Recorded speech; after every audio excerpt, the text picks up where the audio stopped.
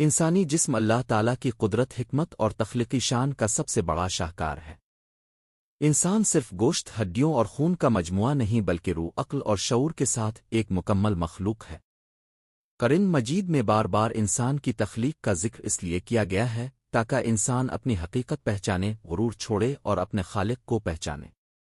یہ سوال کہ انسانی جسم اللہ تعالیٰ نے کب بنایا اور کس وقت بنایا، اس کا جواب ہمیں قرآن و حدیث میں واضح اشاروں کی صورت میں ملتا ہے، اگرچہ دنیاوی دن اور گھڑی کے حساب سے اس وقت کو بیان نہیں کیا گیا۔ انسان کی تخلیق کا آغاز حضرت آدم۔ اسلامی عقیدے کے مطابق سب سے پہلے انسان حضرت آدم علیہ السلام تھے۔ اللہ تعالیٰ نے انسانی جسم کی تخلیق کا آغاز حضرت آدم سے فرمایا۔ قرآن میں اللہ تعالیٰ فرماتا ہے، بے شک ہم نے انسان کو مٹی کے خلاصے سے پیدا کیا۔ سورۃ المامنون 12۔ یہی وہ پہلا مرحلہ تھا جب انسانی جسم کی بنیاد رکھی گئی۔ انسانی جسم کس چیز سے بنایا گیا؟ قرآن مختلف مقامات پر انسانی جسم کی تخلیق کے مختلف مراحل بیان کرتا ہے۔ مٹی، گارا، چکنی مٹی، سیاہ بدبودار مٹی، خشک مٹی، کھنکھناتی ہوئی۔ یہ سب دراصل ایک ہی مٹی کے مختلف مراحل ہیں جو یہ ظاہر کرتے ہیں کہ انسانی جسم نہایت حکمت سے تیار کیا گیا۔ اللہ تعالیٰ نے انسانی جسم کب بنایا؟ یہاں ایک اہم نکتہ سمجھنا ضروری ہے۔ قرآن و حدیث میں دنیا کے دنوں، پیر، منگل، جمعہ، گھڑی کے حساب سے یہ نہیں بتایا گیا کہ انسانی جسم فلاں تاریخ فلاں وقت بنایا گیا، کیونکہ اس وقت زمین، سورج اور دن رات کا موجودہ نظام مکمل نہیں تھا۔ اللہ کے نزدیک وقت کا پیمانہ انسان سے مختلف ہے۔ قرآن میں فرمایا گیا، بے شک تمہارا ایک دن اللہ کے نزدیک 1000 سال کے برابر ہے۔ سورۃ الحج 47۔ لہذا انسانی جسم کی تخلیق کا وقت اللہ کے علم میں ہے، نہ کہ انسانی کیلنڈر میں۔ جمعہ کا دن اور حضرت آدم۔ البتہ احادیث نبوی سے ہمیں ایک اہم اشارہ ملتا ہے۔ نبی کریم نے فرمایا، سب سے بہترین دن جمعہ کا دن ہے، اسی دن حضرت آدم کو پیدا کیا گیا، اسی دن انہیں جنت میں داخل کیا گیا اور اسی دن انہیں جنت سے زمین پر اتارا گیا۔ مسلم۔ اس حدیث سے معلوم ہوتا ہے کہ انسانی جسم کی تخلیق جمعہ کے دن مکمل ہوئی۔ روح پیوند جانے کے بعد حضرت آدم کو زندگی عطا ہوئی۔ لیکن یہ جمعہ کون سا؟ یہ وہ جمعہ نہیں جو ہمارے موجودہ ہفتے کے نظام کے مطابق ہو، بلکہ اللہ کے مقرر کردہ وقت کا ایک مرحلہ تھا۔ انسانی جسم اور روح۔ قرآن کے مطابق انسانی جسم پہلے بنایا گیا، پھر اس میں روح پھونکی گئی۔ اللہ تعالیٰ فرماتا ہے، پھر جب میں اسے درست کر لوں اور اس میں اپنی طرف سے روح پھونک دوں تو تم اس کے آگے سجدے میں گر جانا۔ سورۃ سعد 72۔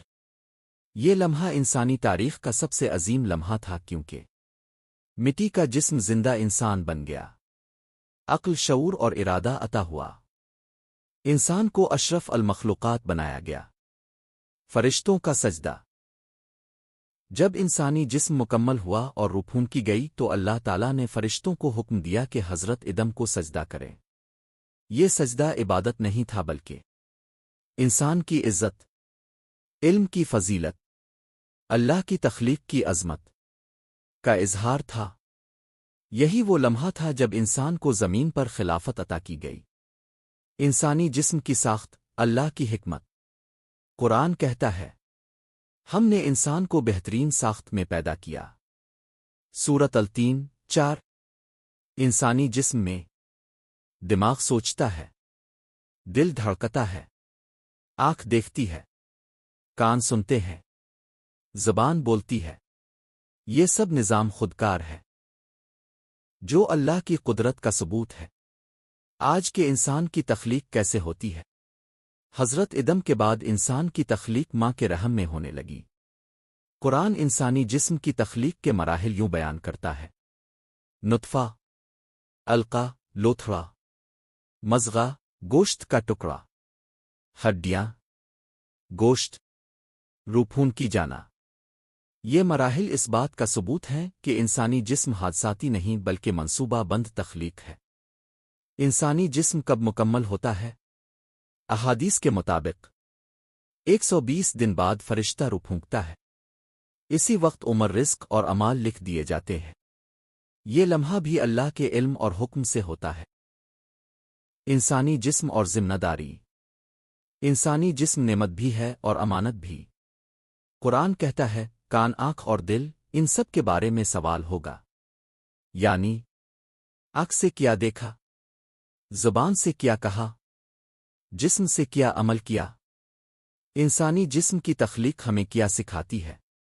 ये हकीकत हमें ये सबक देती है, गुरूर नहीं आजिज़ी, नाफरमानी नहीं इताअत, गुनाह नहीं तौबा, दुनिया नहीं आखिरत की तैयारी। इख्तिताम। इंसानी जिस्म अल्लाह ताला ने हज़रत इदम के ज़रिए तख्लीक किया, मिट्टी से बनाया, जुमा के दिन मुकम्मल किया, रूह फूंक कर इंसान बनाया। ये सब कुछ अल्लाह के इल्म और वक्त के मुताबिक हुआ, न कि इंसानी घड़ी के हिसाब से। ए इंसान, तो मिट्टी से बना है, अल्लाह के हुक्म से जिंदा है और इसी की तरफ लूट कर जाना है। अल्लाह ताला हमें अपनी तख्लीक को पहचाने, शुक्रगुजार बनने और सही रास्ते पर चलने की तौफीक अता फरमाए। आमीन।